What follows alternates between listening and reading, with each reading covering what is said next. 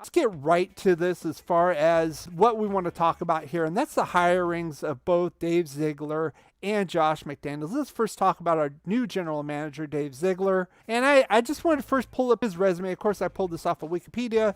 It's pretty basic, and we'll talk about this. Now, there's some peculiarities here. He started off in 2010 with the Denver Broncos as a personnel assistant. Now, of course, if you know about the other hire, Josh McDaniels, he was the head coach at the time. We'll get to that, obviously, what happened with Denver as his first stint as an NFL head coach. But McDaniels brought him in, and now Ziegler is essentially his boss. So it's kind of a peculiar situation, but I kind of think it's good overall because they've worked together for so long with the Patriots here. Now, Ziegler kind of came on board on basically kind of the second half of the Patriots kind of, you say, dynasty run. He was there for the last 3 Super Bowls, and they say he was the assistant director of player personnel, and then last year they said he was director of player personnel. And a lot of people say he was the default or de facto GM. I disagree with that. Obviously, you know who's pulling the strings there. That's Bill Belichick. And, you know, kind of like the Gruden situation. But you know what? Belichick earned it. He got 6 rings. He can do what he wants there. He's probably got a job for life. That's obvious. But, you know, he's going to learn a lot there and provide input as well. I just don't think he had the final call. But in those positions where he was the last 2 seasons, I want to just take a look at the draft classes that the Patriots had. First, I want to talk about the 2020 draft class for the Patriots. Now, again, I just pulled this up off of Wikipedia. I just wanted to see where we were.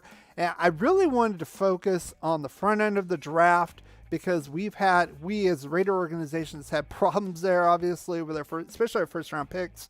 Now, in the 2020 draft, the Patriots traded down with the Chargers. The Chargers moved up to get Kenneth Murray, middle of the first round. They moved down, got Kyle Duggar. Now, this was a guy, a safety, a kind of a do-it-all. He kind of rose through the draft period in the spring. You always have a few of those, kind of from an unknown school, kind of a do-it-all type of guy. They picked him 37th overall. And then they got Josh Uche, outside linebacker from Michigan, more of a 3-4 outside linebacker. They call him an edge rusher. I don't think so. He's only like 235, 240 pounds. More of the typical 3-4 kind of outside guy, kind of like a Melvin Ingram type of guy.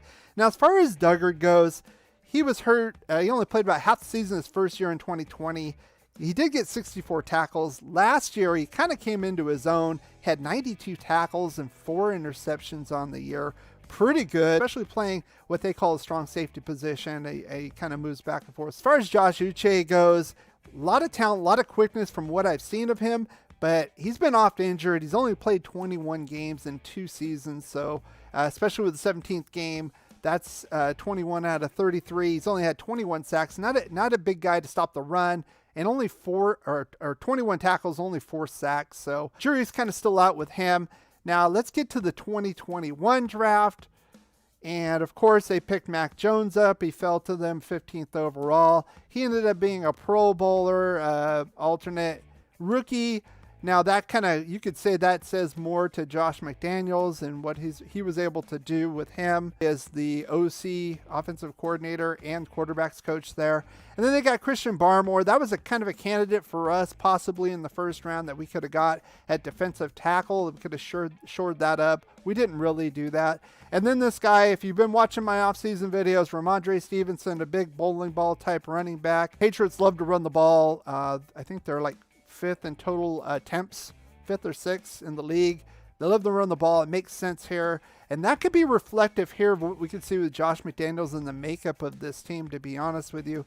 Not a bad draft overall. Of course, you know, jury's still out. Plus, Bill had the final say in a lot of these drafts and moving around, picking 2 tight ends. I didn't get that during the 2020 draft when I watched it. That was the one where he was in his office, aka his kitchen, and they'd go to the camera and his dog was sitting there in the chair or something. Bill Belichick, I thought that was hilarious. But anyway, I still do have optimism for him. Number one, he has the experience. He has some experience. He was an NFL analyst. And that's a big difference between, getting up there and talking smack about something and actually putting your name on something and being a part of a success or an ultimately a failure. Let's enter Josh McDaniels right now. As far as the head coach goes, let's see his resume as well. Of course, we're going to talk about this. We're going to talk about this right here. The Denver Broncos. Obviously, he came in with the New England Patriots, kind of rose through the rank with Bill Belichick, learning a lot, becoming offensive coordinator, working with Tom Brady, and then getting those 3 rings, and then kind of getting his head coaching position here with the Denver Broncos.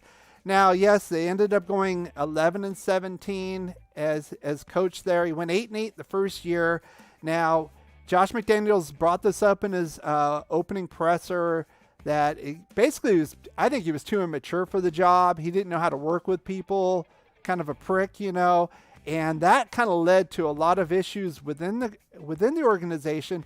And also, they ended up shipping out Brandon Marshall, a big-time wide receiver at the time for them, because he basically couldn't get along with Josh McDaniels. They moved Jay Cutler and got Kyle Orton in a wacky trade. I think this kind of all goes to him. I think he was a little bit too young at the time. He was a little bit over his head. And, this was 12 years ago. I'm not going to necessarily count that against him. Now, he did come back, of course, with the Patriots, won 3 more Super Bowls. So he was there for all 6 Super Bowl seasons. Of course, we can talk about Indianapolis, where he kind of left him at the altar in 2018.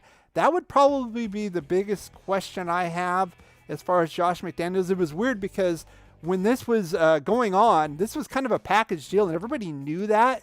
But if you look on the Raiders site, they were only announcing Ziegler as the GM. They didn't really put it on the site until they had the presser with Josh McDaniels. And I'm wondering if they thought that McDaniels was going to walk out on him as well. So that is, to me, that's more of a legitimate concern. Offensive-minded coach. They like to run the ball like crazy there. That's what kind of, like I said, with Ramondre Stevenson, expect if either we're not going to pick up Jacobs and they're just going to put a bunch of running backs there, or get a solid running back number 2, which we absolutely need because Jacobs cannot stay healthy. Let's go on to the assistant general manager that was hired a couple days later. That was Champ Kelly. Now, a lot of people were saying that he might have gotten the general manager position, but that didn't work out. Now, if you look at his resume, basically, a couple big things here. He knew a little bit about Josh McDaniels here, 2009, 2010, Denver Broncos organization. That makes sense. It's kind of one of his guys. That makes sense. And then the Chicago Bears, the drafting process, not the GM, but from 2017 to 2021, I looked up what they did. Now, Ryan Pace was the GM. Now, 2017 was the debacle with Trubisky. Little things here is that those 5 seasons, their first pick was on the offensive side. They only picked 1 defensive player with their first pick, and that was Roquan Smith in 2018. And that was with the 2nd round pick. Of course, they had to dump a few first round picks to move up 1 spot with the Niners, which didn't make any sense.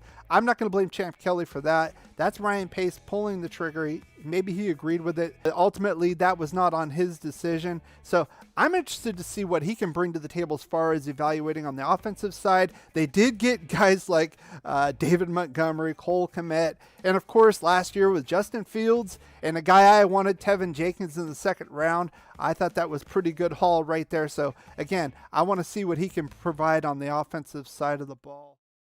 When you have great coaches, then after you have great coaches, you get great players. You have a great organization, and you tell them one thing: just win, baby.